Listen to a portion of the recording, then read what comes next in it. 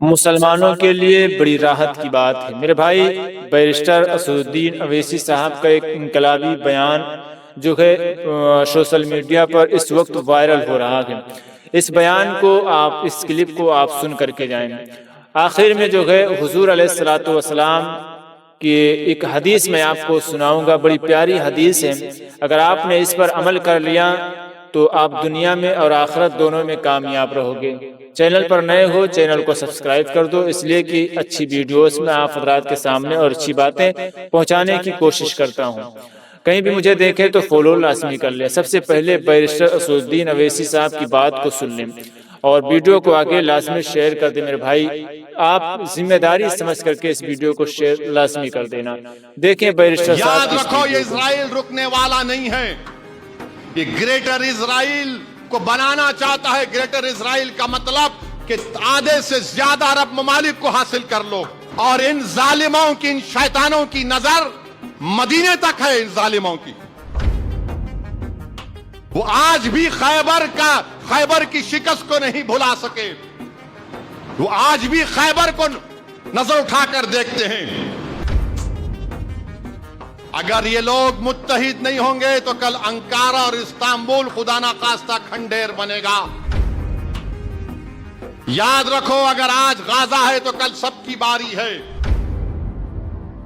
اور میں ان تمام لوگوں سے کہنا چاہ رہا ہوں، یاد رکھو جس طرح غازہ کو کھنڈیر بنا دیا گیا، اگر یہ لوگ متحد نہیں ہوں گے تو کل انکارا اور استنبول خدا نخواستہ کھنڈیر بنے گا۔ دبئی ابوظہبی کھنڈیر نہ بن جائے، کویت کھنڈیر نہ بن جائے۔ یاد رکھو اگر آج غازہ ہے تو کل سب کی باری ہے۔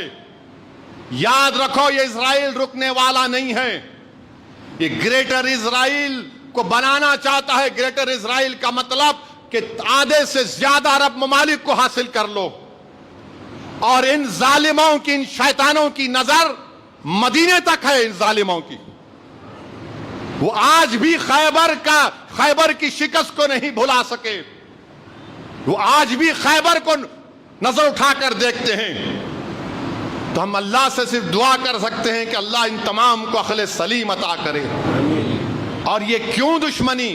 کیونکہ عرب ممالک میں ان کو پسند نہیں آ رہا ہے کہ اس کی رونق، اس کی خوبصورتی، ان کا نظام، ان میں ترقی ہو رہی ہے، تو ان تمام کو برباد کرنے کے لیے۔ اور ایک پیغام تو مل گیا، بچانے والا ٹرمپ نہیں ہے، بچانے والا اللہ ہے، بچانے والا اللہ ہے، اور اللہ ہی بچائے گا انشاءاللہ تعالی۔ اگر ہم اللہ پر توکل نہیں کریں گے اور ٹرمپ پر کریں گے تو آفتوں کو دعوت دینا پڑے گا۔ اگر ہم غازہ کے ان 70,000 مظلومین کو، جن کی جانوں کو امریکہ اور اسرائیل نے چوس لیا، اگر ہم اس پر لب کشائی نہیں کرے تو دیکھو کیا ہو رہا ہے آج۔ مگر ضرور اللہ سبحانہ و تعالی، اللہ جبار ہے، ہم اللہ سے دعا کرتے ہیں کہ اللہ تجھے تیری جباریت کا واسطہ یہ ظالم نتنیاہو کو تو آپ دیکھ لے یا اللہ، جو پورے خطے میں، پوری دنیا میں۔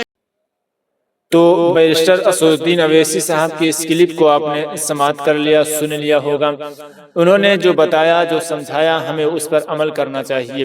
اور آج ہم مسلمان نہ جانے کس جگہ جانے کی وہ کوشش کرتا ہے اور جو ہے اپنے عقائد کی بات پر عمل نہیں کرتا ہے، اور پھر وہ بعد میں روتا ہے۔ بہرکیف میں اس بات کی طرف نہیں بڑھنا چاہتا، میں اس بات کی طرف آپ کو لے جانا چاہتا ہوں کہ ایک مرتبہ جو ہے میرے آقا علیہ الصلوۃ والسلام جو ہے اپنے صحابہ کے ساتھ ایک قبرستان سے گزر رہے تھے۔ یہ وہ حدیث پاک میں آپ کو سنانے جا رہا ہوں، آپ کو سننے میں ضرور ہلکی ہوگی، لیکن یقین مانیے گا کہ یہ حدیث پاک آپ کو دنیا اور آخرت دونوں میں انشاءاللہ سکون بخشے گی۔ میرے آقا علیہ الصلوۃ والسلام جو ہے اپنے کچھ صحابہ کے ساتھ جو ہے قبرستان سے گزر رہے تھے۔ اچانک میرے آقا علیہ الصلوۃ والسلام دو قبروں کے پاس کھڑے ہو جاتے ہیں، اور کھڑے ہونے کے بعد جو ہے دعا کرنے لگتے ہیں۔ دعا کرنے کے بعد صحابہ کرام سے فرمایا کہ ایک ہری ٹہنی لائی جائے۔ صحابہ کرام نے ہری ٹہنی لا کر کے حضور کے حوالے کر دی تو حضور علیہ الصلوۃ والسلام نے اس کے دو ٹکڑے کر کر کے جو ہے دونوں قبروں پر رکھ دیا، اور جب چلنے لگے میرے آقا تو صحابہ نے عرض کیا یا رسول اللہ علیہ الصلوۃ والسلام، آپ اس قبر پر کیوں کھڑے تھے اور دعا کیوں فرما رہے تھے، اور پھر اس ٹہنی کے رکھنے کا کیا مطلب ہے؟ تب میرے آقا علیہ الصلوۃ والسلام نے فرمایا کہ ان دونوں قبروں پر عذاب ہو رہا ہے، ان دونوں قبروں پر عذاب ہو رہا، توجہ سے سنیں، ان دونوں قبروں پر اللہ کا عذاب ہو رہا ہے۔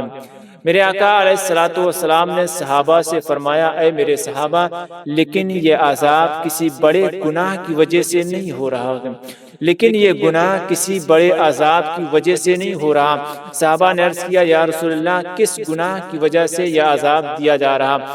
تب میرے آقا علیہ الصلوۃ والسلام نے کیا فرمایا، سننے کے بعد میرے بھائی خاموش مت بیٹھنا۔ میرے آقا فرماتے ہیں ایک پیشاب کی چھٹیوں سے نہیں بچتا تھا، ایک پیشاب کی چھٹیوں سے نہیں بچتا تھا، ایک چنگلی کھایا کرتا تھا، ایک چنگلی کھایا کرتا تھا، اور ایک استنجا سے یعنی پیشاب کی چھٹیوں سے نہیں بچتا تھا۔ ان دو آدمیوں کو، ان دو مردوں کو انہی بنا پر عذاب دیا جا رہا۔ اور یہ ٹہنی رکھنے کا کیا مطلب ہے میرے آقا؟ تب میرے آقا نے فرمایا کہ جب تک یہ ٹہنیاں ہری رہیں گی ان قبروں پر اللہ کا ذکر کرتی رہیں گی، اللہ اپنے ذکر کی بنا پر جو ہے اس قبر میں، دونوں قبروں میں عذاب میں تخفیف فرما دے گا۔ اللہ اکبر، اللہ اکبر۔ اس لیے میرے دوستو قبروں پر پھول ڈالنا بلا شبہ جائز ہے، اور اس لیے کہ جب چیز ہری ہوا کرتی ہیں تو اللہ کا ذکر کرتی ہیں، اور اللہ اپنے ذکر کی بدولت جو ہے مرحوموں کے عذاب میں تخفیف فرما دیا کرتا ہے۔ اور آپ نے دیکھ لیا کہ حضور علیہ الصلوۃ والسلام کو اللہ نے علم غیب دیا کہ وہ زمین کے اندر ہونے والے حالات کو ایک ساتھ دیکھ رہے ہیں، ایسے دیکھ رہے ہیں جیسے کوئی شخص اپنی ہتھیلی پر رائی کا دانہ دیکھ رہا ہے۔ تجھ سے تو اس بنا پر جو ہے